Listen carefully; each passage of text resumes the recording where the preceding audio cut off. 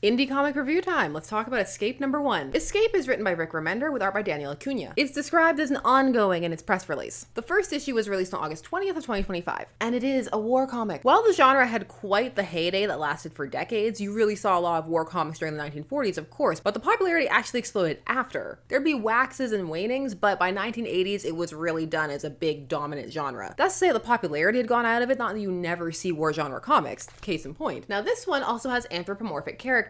We're close to time of release time recording, so spoilers. Our protagonist is Milton Shaw, a bear, and a grizzled one at that. He has become very jaded over the course of his time as a bomber pilot. And in fact, since they've already succeeded in more missions than tends to be the case, he already feels like he's living on borrowed time. The start of this issue is spent examining his viewpoints in contrast to his best friends and some of the other people on the mission. He has the view or the idea that the Narinians, who are the group they're at war against, are guilty, all of them, civilian or not. So this is setting itself up as one of those works that's going to examine some of the nuances and multifaceted aspects to war in terms of the different individuals and their positions and that kind of thing. The rest of this issue is a grisly air battle, and there's some really nicely colored panels in this, just in terms of some of the outline colors and the accent lines to convey vibration. It's a good looking book. I'm not well versed enough in wartime aircrafts to let you know whether or not those look accurate or not. I'm sure people who are will let me know. Now by issue's end, Milton finds himself in a position where he's going to have to survive in adverse circumstances and hopefully reunite with his best friend. Rick Remender discusses the use of animals, like why use them, at the end of this issue, stating that he once read an article that said that humans felt more empathy for animals than for each other.